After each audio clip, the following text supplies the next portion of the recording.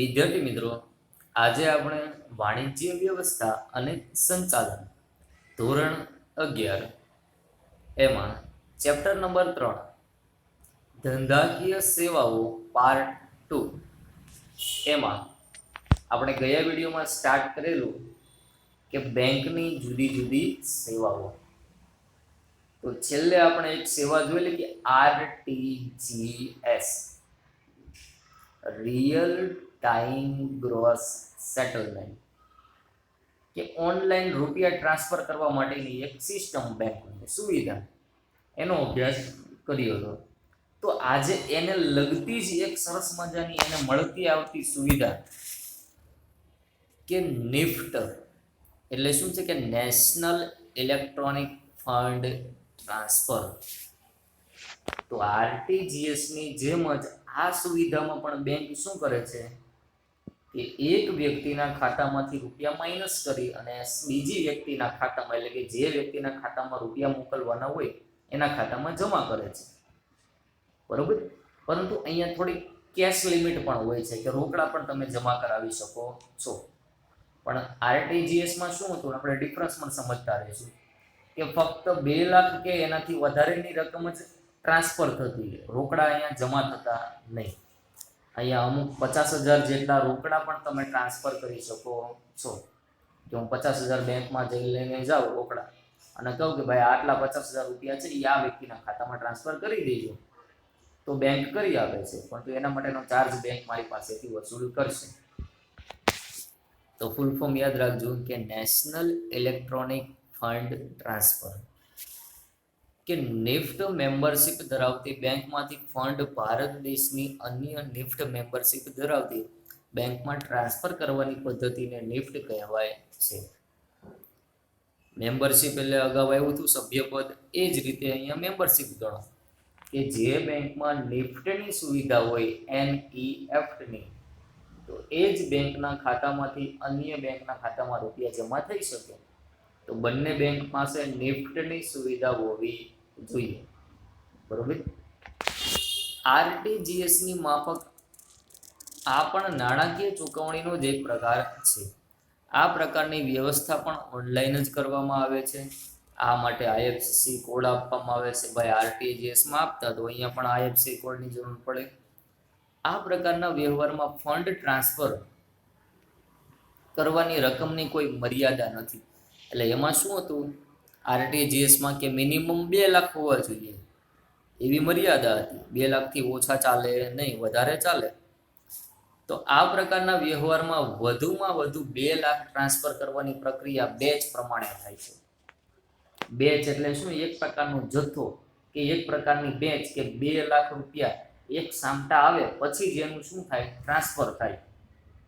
પણ મિનિમમ 2 લાખ હોવા જરૂરી નથી. માનો કે મારે 60,000 રૂપિયા ટ્રાન્સફર કરવા છે, તો હું 60,000 બેંકને આપીશ, અથવા મારા ખાતામાં 60,000 હશે તો બેંક ઓટોમેટિકલી કટ કરી લેશે. તો 60,000 પછી કોઈ મગનભાઈ નામનો કોઈ બેંકમાં વ્યક્તિ આવે, એ મને કે, મને એટલે બેંકને કે ભાઈ મારે 60,000 રૂપિયા બેંક મારે નિફ્ટ કરવું છે, કોઈના વ્યક્તિના ખાતામાં ટ્રાન્સફર કરવા છે. તો એ બેંકને 40,000 આપશે, લાખ રૂપિયા થઈ ગયા. તો પછી કોઈ ત્રીજો વ્યક્તિ આવે નિફ્ટની સેવા લેવા, એ કે ભાઈ મારે લાખ રૂપિયા મોકલવા છે આ વ્યક્તિના ખાતામાં. તો એના લાખ અને અમારા બેના ભેગા થઈને લાખ, એટલે ટોટલ 2 લાખ રૂપિયા થયા. તો એક સાથે 2 લાખ ટ્રાન્સફર કરે છે બેચ પ્રમાણે, એટલે કે 2 લાખની એક બેચ, પછી ફરી વખત 2 લાખની, બરોબર. એ બહુ યાદ રાખવાનું જરૂર નથી. આ બધી બેંકના થોડીક સિસ્ટમ આવે. આપણે શું યાદ રાખવાનું કે કોઈ લિમિટ નથી. 40,000 જમા કરાવો, 50,000 ટ્રાન્સફર કરો, 60,000 જમા કરો, બરોબર. RBI દ્વારા દર કલાકની બેન્ચમાં આ પ્રકારના વ્યવહારોની પટાવટ થાય છે. એટલે કે દર કલાકે શું થાય, પટાવટ, એટલે કે આ વ્યક્તિના ખાતામાંથી કટ કરીને સામેવાળા વ્યક્તિના ખાતામાં જમા કરે છે.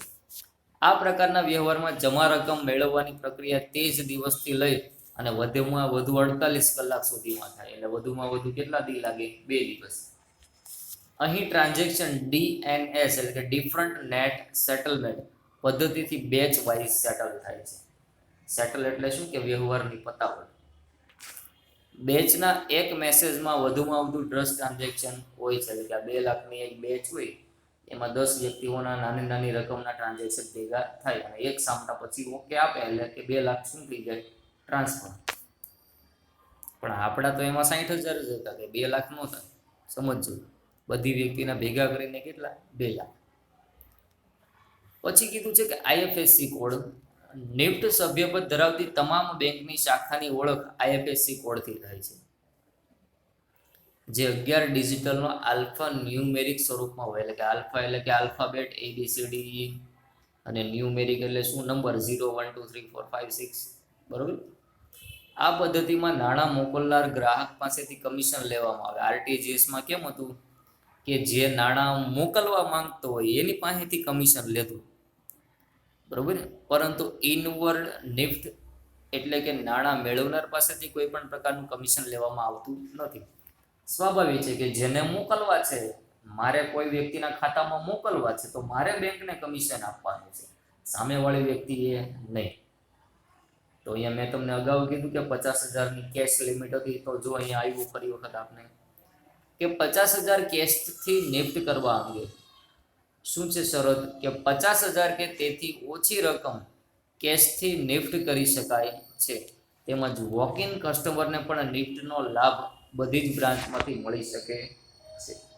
વોક ઇન કસ્ટમર એટલે શું કે આપણી શાખાનો જે ગ્રાહક નથી પણ આપણી બેંકનો જ ગ્રાહક છે. માનો કે SBIની વરાછા શાખા હોય, બરોબર, અને કાપોદ્રા શાખા હોય. તો વરાછા શાખામાં કાપોદ્રા બ્રાન્ચનો ગ્રાહક જાય તો એને નિફ્ટની સેવા બેંક આપે છે, કારણ કે SBIનો જ ગ્રાહક છે, ભલે બ્રાન્ચ અલગ અલગ રહે. તો એને વોક ઇન કસ્ટમર કહેવાય. તો 50,000ની રોકડની લિમિટ પણ છે કે ટ્રાન્સફર કરી શકો છો. આરટીજીએસમાં તો ફક્ત શું હતું કે ખાતામાં જ ટ્રાન્સફર થતા. હવે આ બેંક ઓવરડ્રાફ્ટ આપણે અગાઉ કદાચ ભણી ગયા છીએ, બરોબર, પણ ફરી વખત આપણે જોઈ લઈએ કે બેંક ઓવરડ્રાફ્ટની સેવા. તો BOD બેંક ઓવરડ્રાફ્ટ. તો બેંક ગ્રાહકના ખાતામાં એટલે કે ચાલુ ખાતામાં જેટલી રકમ જમા હોય એના કરતાં વધારે રકમ ઉપાડવાની સવલત આપે. તો એ સવલતને શું કહેવાય છે? Bank overdraft. એક પ્રકારનું ધિરાણ આપે છે, લોન, પણ નામ શું આપ્યું? Bank overdraft. પણ ફક્ત ટૂંકા ગાળા માટે ધિરાણ આપે છે. લોન તો શું હોય કે 15-20 વર્ષ માટેની હોય, 5 વર્ષની વર્ષ માટેની હોય. પણ બેંક ઓવરડ્રાફ્ટ શું છે કે ટૂંકા ગાળા માટે, 15 દિવસ 20 દિવસ માટે, ટૂંકા સમયગાળા માટે રૂપિયા જોતા હોય તો વેપારી છે એ શું કરે? બેંક ઓવરડ્રાફ્ટની સુવિધા બેંકમાંથી લે છે. વેપારી બેંકમાં ચાલુ ખાતું ધરાવે છે. આ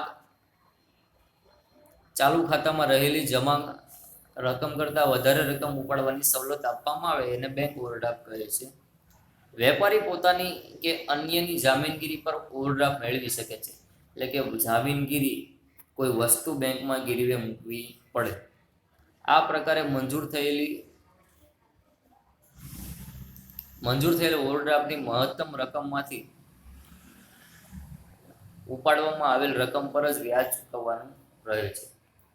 માનો કે 50,000નો ઓવરડ્રાફ્ટ મંજૂર થયો, 50,000ની લોન મને ઓવરડ્રાફ્ટ સ્વરૂપે બેંકે આપી, તો 50,000માંથી માનો કે હું 25,000 ઉપાડું, બરોબર,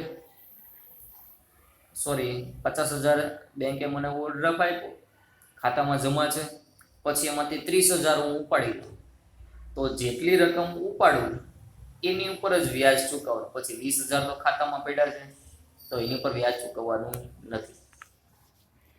પછી કેશ ક્રેડિટની સુવિધા. બેંક ઓવરડ્રાફ્ટ જેવું જ શું છે? કેશ ક્રેડિટ એટલે કે CC.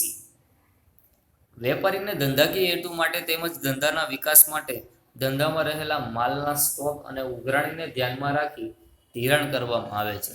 એટલે કે માલનો સ્ટોક ગીરવે મૂકો, કોઈની પાસેથી રૂપિયા લેવાના છે, બરોબર, એ આવી જશે તો તમે બેંકને જમા કરાવી દેજો. એવી શરતે બેંક શું આપે? કેશ ક્રેડિટ આપે. કે બેંક ઓવરડ્રાફ્ટનો સમય નિશ્ચિત કરી દે, એટલે કે થોડા લાંબા સમયગાળા માટે બેંક રૂપિયા આપે તો એને શું કહેવાય? Cache credit. ખાતામાં છે એના કરતાં વધારે ઉપાડવાની સવલત આપે પણ થોડા લાંબા સમય માટે, તો એને બેઝિક રીતે શું કહેવાય? Cache credit. આ પ્રકારના ધિરાણની વ્યવસ્થામાં માલનો સ્ટોક બેંકના તારણ તરીકે રહે છે. એટલે કે જે માલ સામાન હોય આપણા ધંધામાં એ બેંકમાં ગીરવી મૂકવો પડે અથવા ડોક્યુમેન્ટ ગીરવે મૂકવા પડે. ધંધાદારી એકમો જેટલા પ્રમાણમાં જેટલા સમય માટે આ નાણાંનો ઉપયોગ કરે તેટલા પ્રમાણમાં નક્કી કરેલા દરે વ્યાજ ચૂકવવું પડે છે. તો સ્વાભાવિક છે કે મફતમાં કોઈ રૂપિયા વાપરવા દેતું નથી. અને હવે આ શબ્દથી તો દરેક આપણે પરિચિત છીએ જ કે લોન, કે આપણી પાસે ઘરનું ઘર હશે તો આપણે હંમેશા મોટાભાગના લોકો શું કરે કે બેંકમાંથી લોન લે, પણ કઈ હોમ લોન લે અને સરસ મજાનું મકાન ખરીદે છે. બરોબર, કોઈ મશીન ખરીદવું છે તો આપણા પપ્પા શું કરે કે બેંકમાંથી લોન લે અને પછી એમ્બ્રોઇડરી મશીન છે, હીરાના કોઈ મશીન હોય એ ખરીદી લે છે. તો બેંક આવી લોન આપવાની સુવિધા પણ આપણે આપે છે. આ 3 ટાઇટલ આપણે ફર્સ્ટ જે ક્વેશ્ચન હતો એમાં બધું જ આવી ગયું.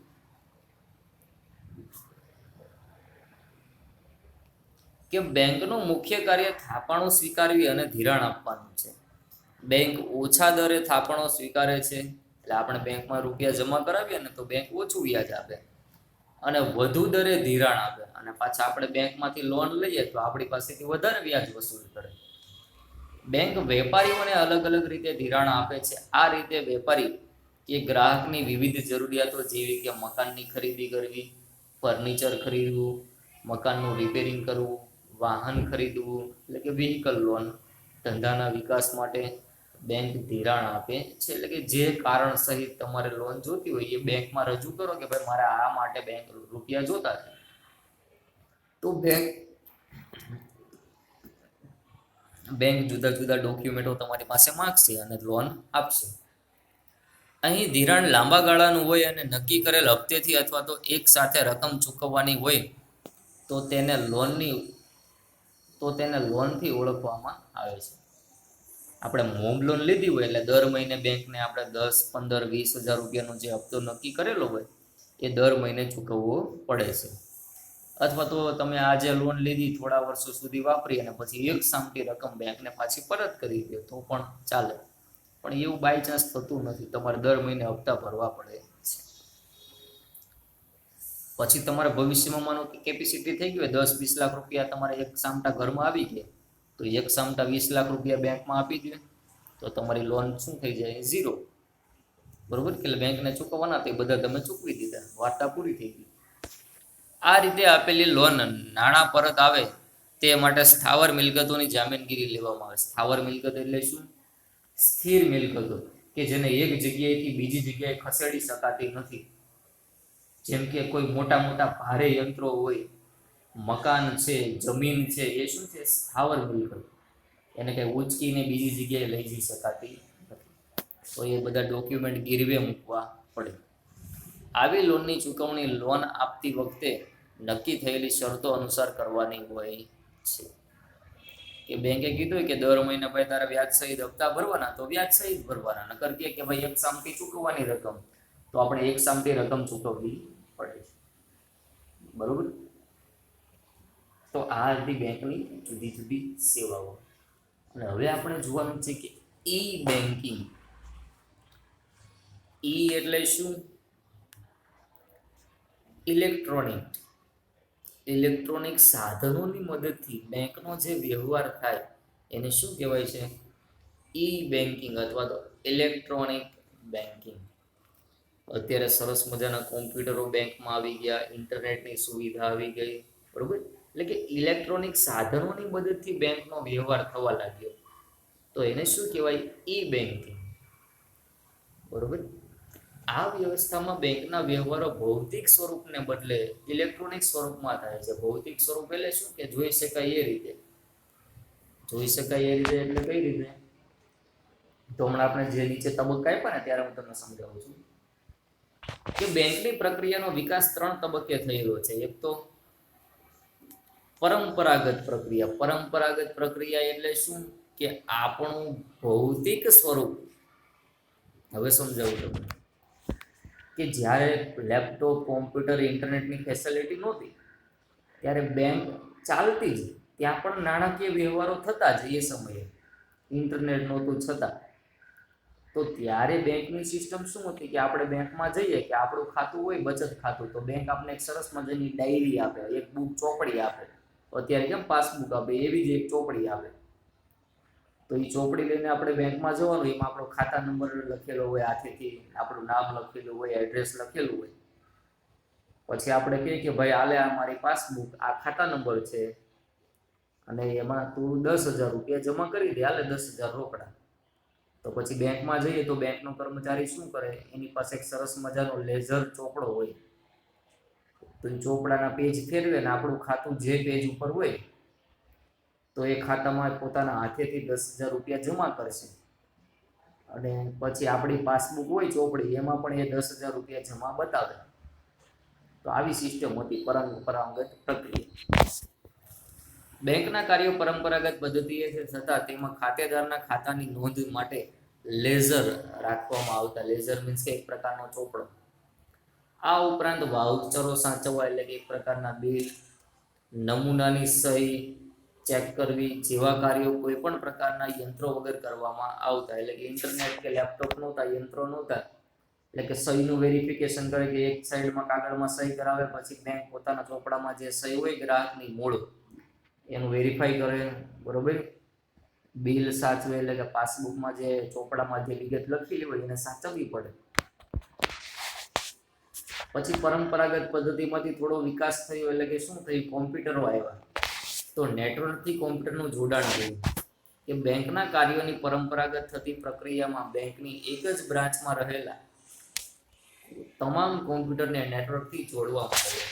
એટલે કે બેંકની કોઈ એક શાખા હોય અથવા તો બેંકનું એક કોમ્પ્યુટર હોય અને જુદી જુદી શાખાઓમાં બ્રાન્ચમાં રહેલા તમામ કોમ્પ્યુટરોને એક નેટવર્કથી જોડવામાં આવે. એટલે કે એક પ્રકારના સર્વરથી એને શું કરવામાં આવે છે, જોડવામાં આવે. તો એક બેંકના તમામ વ્યવહારો હોય, એટલે કે એના ગ્રાહકના વ્યવહાર હોય, એક બીજી બ્રાન્ચના લોકો પણ જોઈ શકે. લોકો એટલે શું કે બેંકના કર્મચારીઓ. આ કોમ્પ્યુટર પૈકી એક કોમ્પ્યુટરને સર્વર કહેવામાં આવે છે, એટલે કે જે મધ્યસ્થ કોમ્પ્યુટર હોય એ. આમ એક શાખાના બધા કોમ્પ્યુટરનું જોડાણ શક્ય છે. પરિણામે બેંકના કાર્યો સરળતાથી અને ઝડપથી બને છે. તો સમય ગયો, વિકાસ થયો અને પાછો ઇન્ટરનેટની શોધ થઈ તો બેંકમાં શું થયું, ઇન્ટરનેટનો ઉપયોગ થવા લાગ્યો. બેંકના કોમ્પ્યુટર્સને ઇન્ટરનેટથી જોડવામાં આવે છે. પરિણામે બેંકની પ્રક્રિયા ખૂબ જ સરળ અને ઝડપી બને. કે સર્વરથી જોડાણ કરી દીધું નેટવર્કથી, પણ સાથે ઇન્ટરનેટનું જોડાણ કરો તો વિશ્વની તમામ જે શાખાઓ હોય આપણે બેંકની, એ બધી જ એક સાથે જોડાઈ શકે છે. અને કોઈ પણ 24 કલાકમાં ગમે ત્યારે આપણે કોઈ પણ ટ્રાન્ઝેક્શન કોઈ પણ વ્યક્તિને રૂપિયા મોકલવા હોય તો આપણે મોકલી શકીએ છીએ. હવે એવી જ આપણે ઈ બેન્કિંગની જુદી જુદી ફેસિલિટી બેંક આપે છે. તો ફર્સ્ટ છે કે ઇન્ટરનેટ, કોર બેન્કિંગ અને મોબાઈલ બેન્કિંગ. બેંક વ્યવહારો ઇન્ટરનેટ દ્વારા થાય છે. આ પ્રકારની વ્યવસ્થા માટે બેંકે ઈ કોર્નર કે ઈ ગેલેરી જેવી વ્યવસ્થા શરૂ કરી છે. બેંક દ્વારા ઇન્ટરનેટ દ્વારા હવે વ્યવહારો થવા લાગ્યા બેંકના. તો આ માટે બેંકે ઇન્ટરનેટ ઉપર, એટલે કે નેટ દ્વારા ઈ કોર્નર ચાલુ કર્યા. ઈ કોર્નર એટલે શું કે એક પ્રકારના જે મશીન આપણે કહીએ એટીએમ મશીન, એને શું કહેવાય, ઈ કોર્નર. એટલે કે ખૂણામાં એક પ્રકારનું મશીન પડેલું હોય. અને ઈ ગેલેરી એટલે કે જુદી જુદી વેબસાઇટો બેંકે પોતાની બનાવેલી છે. એની મદદથી આપણે ઇન્ટરનેટ દ્વારા વ્યવહારો કરી શકીએ છીએ. આવી વ્યવસ્થા બેંકોએ શરૂ કરેલી છે. આ પ્રકારના વ્યવહારોમાં બેંક યુનિક કોડ, પાસવર્ડ ગ્રાહકને આપે છે. આ પ્રકારમાં બે રીતના વ્યવહારો થાય છે. એક તો નાણાકીય વ્યવહાર થાય, ફાઇનાન્શિયલ ટ્રાન્ઝેક્શન, અને બિન નાણાકીય ટ્રાન્ઝેક્શન, નોન ફાઇનાન્શિયલ ટ્રાન્ઝેક્શન. બે ટ્રાન્ઝેક્શન થઈ શકે. તમે એટીએમ મશીનમાં ઘણી વખત જાઓ તો એમાં બે પ્રકારના ટ્રાન્ઝેક્શન થાય. અથવા તો તમે ઇન્ટરનેટ બેન્કિંગ વાપરતા હો, મોબાઈલ બેન્કિંગ વાપરો તો એમાં બે પ્રકારના ટ્રાન્ઝેક્શન થાય. એક તો નાણાકીય, નાણાંને લગતા, અને બિન નાણાકીય. તો જોઈએ કે નાણાકીય ટ્રાન્ઝેક્શન એટલે શું. નાણાકીય ટ્રાન્ઝેક્શન એટલે શું કે જ્યાં રૂપિયા ટ્રાન્સફર થતા હોય એ ફેસિલિટી. આ પ્રકારના વ્યવહારમાં બેંક ખાતેદાર પોતાના ખાતામાંથી અન્ય બેંકના ખાતામાં રૂપિયા ટ્રાન્સફર, એટલે કે રકમ જમા કરાવવાના વ્યવહારને નાણાકીય વ્યવહાર કહે છે. મારા ખાતામાંથી ઓનલાઈન હું કોઈ વ્યક્તિના ખાતામાં રૂપિયા મોકલું, બરોબર, તો એને શું કહેવાય? નાણાકીય વ્યવહાર. અથવા તો હું મારા ખાતામાંથી મારું ટેલિફોનનું બિલ ચૂકવું, મોબાઈલનું રિચાર્જ કરું, એસએમસીના વેરા ભરું, અન્ય પ્રકારની ચૂકવણી કરું, તો એને શું કહેવાય? નાણાકીય વ્યવહાર. એટલે કે નાણાંનો વ્યવહાર થાય છે, એકના ખાતામાંથી કટ થાય અને બીજાનામાં શું થાય? જમા. તો બિન નાણાકીય વ્યવહારો એટલે શું? કે જેમાં નાણાંનું ટ્રાન્સફર નથી થતું પણ બીજી તમને સુવિધાઓ મળે છે. તો કઈ સુવિધા જોઈએ? બિન નાણાકીય વ્યવહારો, આ પ્રકારના વ્યવહારોમાં નાણાકીય વ્યવહાર થતો નથી, રૂપિયા ટ્રાન્સફર થતા નથી, પરંતુ ખાતેદારે બેંકમાંથી પોતાના ખાતાનું સ્ટેટમેન્ટ મેળવવું હોય, ઓનલાઈન બેન્કિંગની મદદથી હું શું કરી શકું કે મારું બેંકનું જે સ્ટેટમેન્ટ હોય, સ્ટેટમેન્ટ એટલે શું? કે મેં બેંક સાથે કેટલા વ્યવહાર કર્યા, એટલે કે કેટલી રકમ ક્યારે જમા કરાવી, ક્યારે ઉપાડી, ક્યારે જમા કરાવી, ક્યારે ઉપાડી, બરોબર. એનું એક સરસ મજાની આપણે પ્રિન્ટ આઉટ મળે મોબાઈલમાં પીડીએફ સ્વરૂપે, તો એને શું કહેવાય? સ્ટેટમેન્ટ. પછી ચેકબુક માટેની રિક્વેસ્ટ કરવી પડે. ખાતું ખોલાવીએ ત્યારે એક ફ્રીમાં બેંક આપણે ચેકબુક આપે 10-15 પેજની. પછી એ માનો કે ખૂટી જાય તો આપણે ઇન્ટરનેટ દ્વારા ઓનલાઈન લોગિન આઈડી પાસવર્ડ નાખીએ અને આપણું ખાતું ખોલીએ. પછી એમાં ઓપ્શન આવે કે ચેકબુક રિક્વેસ્ટ, તો એની માથે ઓકે મારો, ટચ કરો ડિસ્પ્લે ઉપર, તો એ રિક્વેસ્ટ કોને મળી જાય? આપણી બેંકને. તો અઠવાડિયા અથવા તો થોડા સમય બાદ બેંક આપને સરસ મજાની નવી ચેકબુકની બુક ઘરે મોકલી આપે. પછી પિન નંબર ચેન્જ કરવો હોય, આપણો પાસવર્ડ બદલવો હોય, પછી સ્ટોપ પેમેન્ટ રિક્વેસ્ટ, કે આપણે કોઈને ચેક આપ્યો હોય અને હવે એનું પેમેન્ટ આપણે અટકાવી દેવું છે, તો તમે ઓનલાઈન આ બધું છે ને બેંકને જણાવી શકો છો. એને શું કહેવાય? બિન નાણાકીય વ્યવહારો. પછી કીધું છે કે ઇન્ટરનેટના ઉપયોગથી બેંકના કાર્યોમાં નીચેની મુજબની સરળતા આવી ગઈ છે. તો શું થયું? કે કોર બેન્કિંગ અસ્તિત્વમાં આવી ગયું. તો કોર બેન્કિંગ કંઈ નવું નથી, હમણાં જોઈએ. ઈ બેન્કિંગ એટલે કે ઇન્ટરનેટ બેન્કિંગ, મોબાઈલ બેન્કિંગ, આનાથી આપણે બધા જ પરિચિત છીએ. તો ફર્સ્ટ જોઈએ કે કોર બેન્કિંગ. તો કોર બેન્કિંગ એટલે શું? કે CORE, કોર. તો ફૂલ ફોર્મ યાદ રાખજો, ઘણી વખત એક્ઝામમાં પૂછાય છે. કે centralise online real time exchange. તો આની સિસ્ટમ શું કે ઇન્ટરનેટ દ્વારા શું થાય?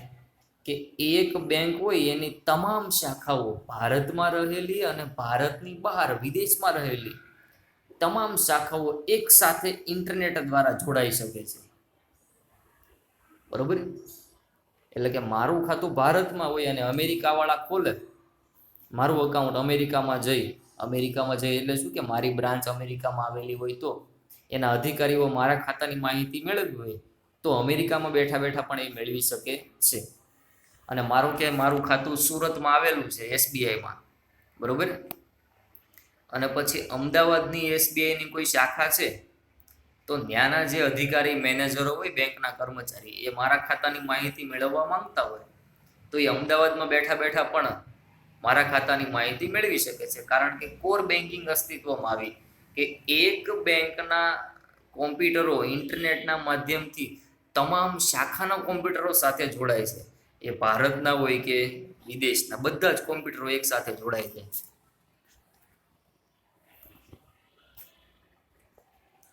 આ વ્યવસ્થામાં એક જ બેંકની સમગ્ર વિશ્વમાં રહેલી તમામ શાખાઓ જોડાઈ શકે છે. બેંકના કેન્દ્રીયકૃત સર્વરમાં તે બેંકની તમામ શાખાઓના તમામ ખાતેદારના ખાતાઓની માહિતી ઉપલબ્ધ હોય છે. બેંકના કોઈ પણ ખાતેદારના વ્યવહારની નોંધ રિયલ ટાઈમમાં આ કેન્દ્રીયકૃત સર્વરમાં નોંધાય છે. એટલે કે એક મધ્યસ્થ કોમ્પ્યુટર હોય એમાં બધો જ ડેટા શું હોય? સંગ્રહિત રહે. આ કેન્દ્રીયકૃત સર્વરમાં રહેલા વ્યવહારના ફેરફારોની નોંધ આ બેંકની તમામ શાખાઓમાંથી જોઈ શકે. મેં કીધું ને કે અમેરિકાવાળા પણ જોઈ શકે, મારા ખાતાની માહિતી અમદાવાદની શાખાવાળા પણ જોઈ શકે, બરોબર. કે કોઈ પણ શાખાનો ખાતેદાર તેના ખાતાનો વ્યવહાર આ બેંકની કોઈ પણ શાખામાંથી કરી શકે છે. કે માનું કે મારું ખાતું ભારતમાં SBI શાખામાં છે અને અમેરિકામાં પણ માનું કે એક્ઝામ્પલ તરીકે SBIની શાખા હોય અને મારે કદાચ અમેરિકા જવાનું થાય બાય ચાન્સ, તો હું શું કરું, અમેરિકામાં જાઉં અને એસબીઆઈની ખાતું હોય શાખા, એમાંથી પણ હું રૂપિયા ઉપાડી શકું છું. કોઈ પણ શાખામાંથી હું ટ્રાન્ઝેક્શન કરી શકું છું. એટલે કે શું કહે છે, કોઈ પણ શાખામાંથી પોતાના ખાતામાંથી રોકડ ઉપાડી શકાય છે અને પાછું જમા કરાવી શકાય છે. ઉપાડી પણ શકો, જમા પણ કરી શકો છો, જમા કરી શકો અને વ્યવહારો પણ કરી શકો છો. આમ ખાતેદાર શાખાનો નહીં પણ બેંકનો ખાતેદાર છે. એટલે કે શાખા કંઈ લેના દેના નહીં, પણ મારે તો બેંક સાથે લેના દેના છે. State bank of India SBI સાથે લેવા દેવા છે, પણ કઈ શાખામાં મારું ખાતું છે એને યાર કંઈ લેના દેના નહીં. એટલે કે કોઈ પણ શાખામાંથી હું વ્યવહાર કરી શકું છું. આ પ્રક્રિયા એક જ બેંકની અલગ અલગ શાખાઓમાંથી થઈ શકે છે. આ પ્રક્રિયાને કારણે બેંક અને ગ્રાહક બંનેના કાર્યના સમયમાં અને ખર્ચમાં ઘટાડો થાય. એટલે કે સમયનો બગાડ પણ કેવો થાય છે, ઓછો. એટલે મારા ઘરની નજીક જે શાખા હોય ત્યાં ભાઈ હું જઈ શકું અને ટ્રાન્ઝેક્શન કરી શકું. હવે ઈ બેન્કિંગ, ઇલેક્ટ્રોનિક બેન્કિંગ, ઇન્ટરનેટના માધ્યમથી થતી ઈ બેન્કિંગ એટલે કે ઇલેક્ટ્રોનિક બેન્કિંગ, કે આપણે બેંકની વેબસાઇટ હોય તો બેંક આપણે લોગિન આઈડી આપે, પાસવર્ડ આપે, એની મદદથી આપણે ઇન્ટરનેટ દ્વારા બેંકની વેબસાઇટમાંથી શું કરવાનું, લોગિન થવાનું. એટલે આપણું આખું જ ખાતું ખુલી જાય. પછી આપણે જે ટ્રાન્ઝેક્શન કરવો હોય, જે ફેસિલિટી જોતી હોય બધી જ મળી રહે છે. પ્રવર્તમાન સમયમાં તમામ બેંક અને તેની શાખાઓ ઇન્ટરનેટના માધ્યમથી એક સર્વર સાથે જોડાયેલી છે. માટે વ્યક્તિનું ખાતું કોઈ પણ શહેરની શાખામાં હોય અને તે અન્ય સ્થળેથી કે અન્ય કોઈ શાખામાંથી નાણાં ઉપાડવા ઈચ્છે કે રકમ ડિપોઝિટ કરવા ઈચ્છે તો તે કરી શકે છે. હાલમાં બેંકોએ વિવિધ જગ્યાએ તેમના ઈ કોર્નર બનાવેલા છે. ઈ કોર્નર એટલે શું, એટીએમ મશીન, જેના દ્વારા મશીનની મદદથી એટીએમ કાર્ડ મારફતે પોતાના ખાતામાં નાણાં ઉપાડી શકાય છે અને જમા કરાવી શકાય છે. તેમના ખાતામાં રહેલી સિલક પણ જાણી શકો છો. એટલે કે બેંક બેલેન્સ કેટલું છે એ પણ જાણી શકો છો, પણ પોતાનું, બાજુવાળાનું નહીં. બરોબર. આ રીતથી વ્યવહાર થતા હોવાને કારણે બેંક સર્વર સાથે ખાતેદારનો મોબાઈલ નંબર કનેક્ટ કરી નાખે છે. અને આપણું ખાતું બેંકમાં ખોલો એટલે બેંક આપણો મોબાઈલ નંબર માંગે. શા માટે? કે આપણા ખાતામાં કોઈ ટ્રાન્ઝેક્શન થાય, આપણા ખાતામાંથી કોઈ રૂપિયા ઉપાડે એટલે સીધો જ આપણા મોબાઈલમાં મેસેજ આવે કે આ ભાઈના ખાતામાંથી, એટલે કે તમારા ખાતામાંથી 10,000 રૂપિયા ઉપડી ગયા છે. જો આપણે ઉપાડેલા હોય તો સ્વાભાવિક છે કે કાંઈ વાંધો નથી, પણ આપણે ઉપાડ્યા નથી ને મેસેજ આવ્યો તો આપણી સાથે કદાચ ફ્રોડ થયો છે, સાયબર ક્રાઇમ થયો છે, તો બેંકને આની જાણ કરવી પડે. માટે ખાતામાં રકમ જમા થતાં કે ઉપાડતા મેસેજ આવી જાય છે. આ વ્યવસ્થાને કારણે વ્યક્તિનું કાર્ય સરળ અને ઝડપી બને છે. પછી મોબાઈલ બેન્કિંગ, એટલે કે મોબાઈલ ફોનની મદદથી તમે મોબાઈલની મદદથી, ઇન્ટરનેટની મદદથી તમે પોતાના ખાતાના વ્યવહારો કરી શકો છો. કોઈના ખાતામાં રૂપિયા મોકલવા, ગેસ બિલ ભરવું, લાઇટ બિલ ભરવું. અત્યારે તમામ બેંકોએ પોતાની એક એપ્લિકેશન બહાર પાડેલી છે. આપણે એસબીઆઈમાં ખાતું હોય તો એસબીઆઈની એપ્લિકેશન ડાઉનલોડ કરવાની, તો તમને મોબાઈલ બેન્કિંગની સુવિધા મળી જાય. વરાછા કોઓપરેટિવ બેંકમાં ખાતું હોય તો વરાછા કોઓપરેટિવ બેંકની એપ્લિકેશન ડાઉનલોડ કરો તો એને શું કહેવાય, મોબાઈલ બેંકિંગ. કે મોબાઈલ બેન્કિંગ એ એવી સેવા છે જેના દ્વારા કોઈ પણ બેંકમાં વ્યક્તિગત રીતે પહોંચ્યા વગર, એટલે કે ઘર બેઠા ઇલેક્ટ્રોનિક સાધનની મદદથી કે ઇન્ટરનેટનું જોડાણ ધરાવતા મોબાઈલની મદદથી વિશ્વના કોઈ પણ છેડે નાણાકીય વ્યવહાર કરી શકાય છે. જેમ કે ખાતામાં રહેલી જમા રકમ એટલે કે બેલેન્સ જાણી શકાય છે, light bill, telephone, gas bill, વેરા બિલ, કરવેરા ચૂકવી શકાય છે, એક ખાતામાંથી બીજાના ખાતામાં રૂપિયા ટ્રાન્સફર કરી શકાય છે. આ પ્રકારની સેવા મેળવવા માટે બેંકને રિક્વેસ્ટ કરવી પડે છે. રિક્વેસ્ટ કરો તો બેંક શું આપે છે કે મોબાઈલ બેન્કિંગ માટેનો લોગિન આઈડી, પાસવર્ડ આપે છે. આ વ્યવસ્થામાં સલામતી જાળવણી ખૂબ જ બની જાય છે. જાળવણીની સિક્યોરિટી રાખવી પડે. પરંતુ હવે બેંકમાં રિક્વેસ્ટ કરવાની બહુ જરૂર નથી, પણ હવે તમે તમારો ખાતામાં મોબાઈલ નંબર રજિસ્ટર્ડ હોય તો તમે જાતે જ આઈડી, પાસવર્ડ ક્રિએટ કરી શકો છો. અને અમુક બેંકોમાં તમારે બેંકમાં રૂબરૂ જઈ અને આઈડી પાસવર્ડ લેવા જવો પડે છે મોબાઈલ બેન્કિંગ માટેનો. અને હવે તમને કીધું છે કે બેન્કિંગ સંબંધી સેવાઓ, એક તો એટીએમ, આપણે અત્યાર સુધી એટીએમ કરીએ છીએ, પણ એટીએમ શું છે, એટીએમ મશીન છે, હવે આપણે એનો અભ્યાસ કરીએ. તો એટીએમનું ફૂલ ફોર્મ શું છે કે ઓટોમેટેડ ટેલર મશીન, એટલે કે સ્વયં સંચાલિત મશીન, કે એમાંથી રૂપિયા તમે ઉપાડી પણ શકો, બરોબર. અને અમુક હવે તો એવા મશીન આવી ગયા છે કે કેશ ડિપોઝિટ, તો એમાં તમે રૂપિયા રોકડા જમા પણ કરાવી શકો છો. 24 કલાક ચાલુ હોય દિવસના, અને અઠવાડિયાના 7 દિવસ ચાલુ હોય એટીએમ મશીન. અડધી રાત્રે રૂપિયાની જરૂર પડે તો બેંકને તો તાળા લાગેલા હોય, પણ ત્યાં એટીએમ મશીન હોય તો એમાં એટીએમ કાર્ડ નાખો, આઈડી નંબર નાખો, એટલે કે 4 આંકડાનો પાસવર્ડ, એટલે કે હળવેક દેરના રૂપિયા શું આવે, બહાર આવે. બેંકમાં ખાતું ધરાવનારને આ પ્રકારની સુવિધા આપવામાં આવે છે. ગ્રાહકને જરૂર હોય ત્યારે ખાતામાંથી બેંકે નક્કી કરેલ ન્યૂનતમ રકમથી વધારે અને પોતાના ખાતામાં જમા હોય એટલી રકમ અથવા તો એનાથી ઓછી રકમ ઉપાડી શકો છો. બેંક ખાતેદારની દૈનિક રકમની મર્યાદામાં મર્યાદિત રકમ ઉપાડી શકે છે. માનો કે બચત ખાતું હોય તો એ દિવસમાં 20,000 કા 30,000 મહત્તમ રકમ ઉપાડી શકો દિવસના, બરોબર. તો એ તમારી મર્યાદા લિમિટ નક્કી કરેલી છે, એ અલગ અલગ બેંકમાં અલગ અલગ હોય. એક સાથે વધારેમાં વધારે કેટલી રકમ ઉપાડી શકાય તેની મર્યાદા નક્કી કરેલી હોય છે. માનો કે દિવસ દરમિયાન 20,000 જ ઉપાડી શકો, તો દિવસ દરમિયાન પહેલાં એકવાર 5,000 કાઢો, બીજી વાર 5,000 કાઢો, અથવા એકવારે 20,000 કાઢો, પણ મેક્સિમમ દિવસના કેટલા હશે, 20,000 અથવા તો 30,000ની લિમિટ, એનાથી વધારે ઉપાડી શકો નહીં. આ પ્રકારના વ્યવહાર માટે બેંક ગ્રાહકને એટીએમ કાર્ડ આપે છે અને ગ્રાહકને સિક્રેટ પિન આપે છે, જે 4 આંકડાનો હોય પાસવર્ડ. બેંકોની આવી સુવિધા ધરાવતી શાખાઓમાં આ કાર્ડને ગ્રહણ કરી શકે એવા યંત્રો મૂકવામાં આવે છે. એટલે કે ગ્રહણ એટલે કે શું, કાર્ડને સ્વીકારે. પ્રવર્તમાન સમયમાં અન્ય બેંકના આવા યંત્રમાંથી પણ નાણાં ઉપાડી શકાય છે, પરંતુ તેના માટે થોડી વધારેની રકમ ચૂકવવી પડે છે.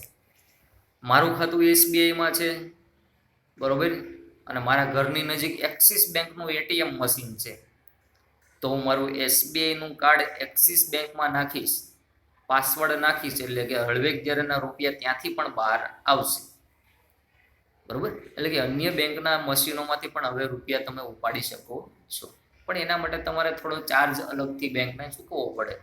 અમુક 1-2 ટ્રાન્ઝેક્શન શું હોય, ફ્રીમાં હોય, પછી એની ઉપર શું લાગે, બેંક ચાર્જ નાખે, ખર્ચા પાણી આપણી પાસેથી વસૂલ કરે, એટલે કે એક પ્રકારની ફી વસૂલ કરે છે.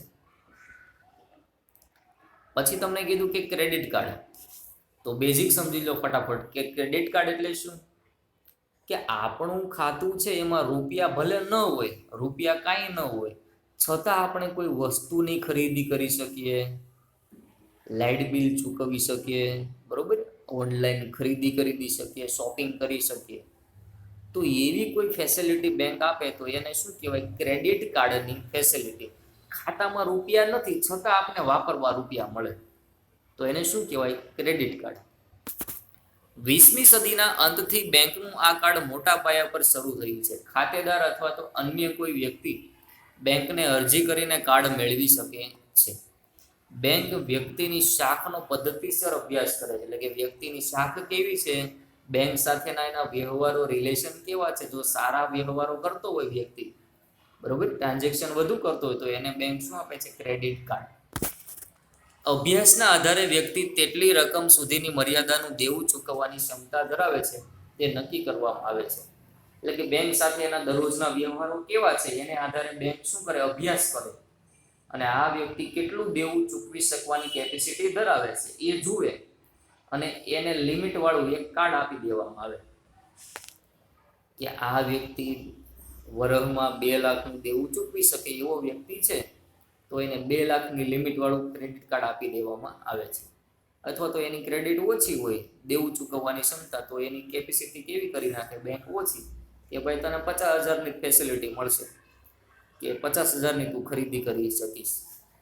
વ્યક્તિને બેંકે નક્કી કરેલી શાખની કિંમતનું ક્રેડિટ કાર્ડ આપવામાં આવે. આપણે કીધું ને 2 લાખ, 50,000, XYZ કોઈ પણ રકમનું મળે.